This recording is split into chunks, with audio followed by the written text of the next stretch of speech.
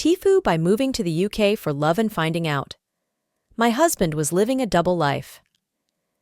Hey Reddit, I never thought I'd be the one to post one of these crazy TIFU stories, but here I am. So, buckle up, because this is one hell of a roller coaster. A bit of background. I'm a 29-year-old American woman who fell head over heels for a charming Brit named James, 32M, during a business trip to London 2 years ago. We had this whirlwind romance, and after a year of long distance, he proposed. I said yes without a second thought. We got married in a beautiful ceremony in New York, and soon after, I moved to the UK to start our life together. Everything seemed perfect. James was everything I dreamed of: sweet, attentive, and so very British. We bought a cozy little house in Surrey and soon welcomed our beautiful baby girl, Emma, into the world. Life was good. Or so I thought. Fast forward to last month. I was at home with Emma, scrolling through Facebook while she napped, and I saw a post from one of James's friends tagged at a pub. In the background of the picture, I noticed James, with another woman. They were holding hands and looking way too cozy. My heart dropped. I tried to rationalize it, thinking maybe it was an old photo, but something felt off. I decided to do some digging. I went through his phone while he was in the shower. I know, not my proudest moment. What I found shattered my world. There were messages from a woman named Claire, dating back to before we even got married. They were talking about their future, their love, and even their own wedding plans. I felt sick. Confronting James was like something out of a soap opera. He initially denied everything, but when I showed him the messages, he broke down. Turns out, he had been leading a double life. Claire was his fiancée, and he had been seeing her for 3 years. 3 years. He told me he couldn't choose between us and had hoped to maintain both relationships. What the actual fuck? I was devastated, but I had to think of Emma. I packed our things and went to stay with a friend. I've since filed for divorce and am planning to move back to the States as soon as possible. James has been trying to win me back, but there's no way in hell that's happening. I feel so betrayed and humiliated. I moved across an ocean for this man, only to find out he was a lying, cheating scumbag.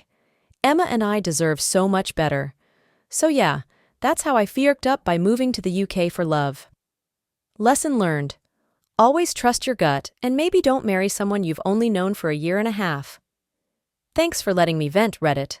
I needed this. Update. Hey Reddit, I didn't expect to be back here so soon, but a lot has happened since my last post, and I could really use some advice. If you haven't read my original post, here's a quick recap. I moved to the UK for my husband James, only to discover he was living a double life with another woman named Claire. I was devastated and filed for divorce, planning to move back to the US with our daughter, Emma. After I moved out, James went into full-blown apology mode. He sent me flowers, wrote long heartfelt letters, and even stood outside my friend's house in the rain. Yes, like a rom-com cliché. He begged me to talk to him and hear his side of the story. I was so angry and hurt that I ignored him at first, but he didn't stop. He reached out to my family in the States, apologizing and explaining how much he loved me and Emma. My mom, being the hopeless romantic she is, urged me to at least hear him out. I finally agreed to meet him at a cafe in town. He looked like a wreck. Disheveled, dark circles under his eyes, the whole 9 yards. He started with an apology, then launched into this tearful confession about how he had ended things with Claire, and how he was getting therapy to figure out why he screwed up so badly. He admitted he was an idiot, but he claimed that he had realized how much he loved me and couldn't bear to lose Emma and me. I listened, mostly because I wanted closure. But as he spoke, I could see the genuine remorse in his eyes. He promised to do whatever it took to rebuild our trust and fix our family. He even showed me emails and messages he had sent to Claire, breaking things off and coming clean about everything. Here's where it gets even crazier. James suggested couples therapy. He found a highly recommended therapist and asked if I'd be willing to try it for a few sessions. He said if after that I still wanted a divorce, he wouldn't fight it. Part of me wanted to walk away and never look back, but another part of me, the part that remembered all the good times and the man I fell in love with, thought, what if he really can change? Against my better judgment, or maybe because of it, I agreed. We've been in therapy for a few weeks now, and I have to admit, it's been eye-opening. James has been open, honest, and vulnerable in ways I've never seen before. Our therapist is incredible, and for the first time, I feel like we're getting to the root of his issues and our relationship problems. I'm not saying everything is perfect, but I'm starting to believe that people can change if they really want to. James has been a doting father and supportive partner these past few weeks. He's shown up in ways I never thought he could. I haven't fully decided if I'll stay in the UK or go back to the US, but I'm giving us a chance, for Emma's sake and for the love we once had. So, Reddit, I need your advice. Am I crazy for reconsidering? Have any of you been through something similar and made it work? I'm still hurt and cautious, but I'm also hopeful. I just want to make the best decision for Emma and me. Thanks for all your support and advice. It means the world to me. Update 2. Hey Reddit, here is an update. After a few weeks of therapy, things seemed to be improving. James was being open, vulnerable, and really trying to make things right. Our therapist, Dr. Stevens, was fantastic and helped us navigate through some deep issues. I was beginning to think we might actually have a chance to repair our marriage. Then, last week, James dropped a bombshell. He suggested that we bring Claire to one of our therapy sessions. His reasoning? He thought it might help for all parties involved to get closure and for Claire to hear firsthand how committed he was to fixing our marriage. Dr. Stevens was skeptical, but said it could work if handled delicately. Against my better judgment, I agreed. Big mistake. The day of the session, I was a nervous wreck. Claire walked in looking calm and composed, which immediately put me on edge.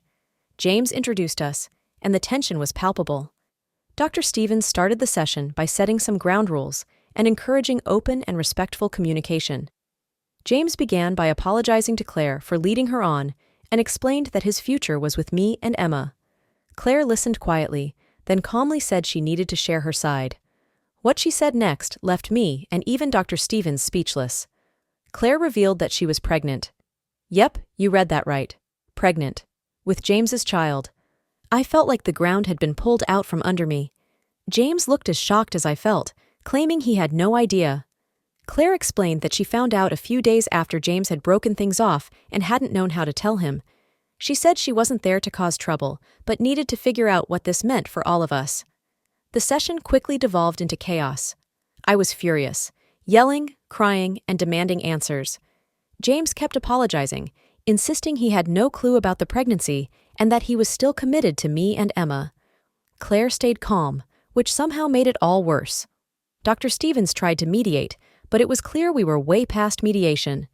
I ended up storming out of the session, completely overwhelmed and heartbroken all over again. Since then, I've moved back in with my friend, and I'm doubling down on my plans to return to the States. This time, there's no reconsidering. James's betrayal went deeper than I ever imagined, and there's no coming back from this. I feel like such an idiot for even entertaining the idea of giving him another chance. Emma and I deserve better than this mess. So, Reddit, there you have it. The nightmare just got worse, and I'm officially done. Thank you all for your support and advice through this ordeal. It's been a lifeline. For me, for me,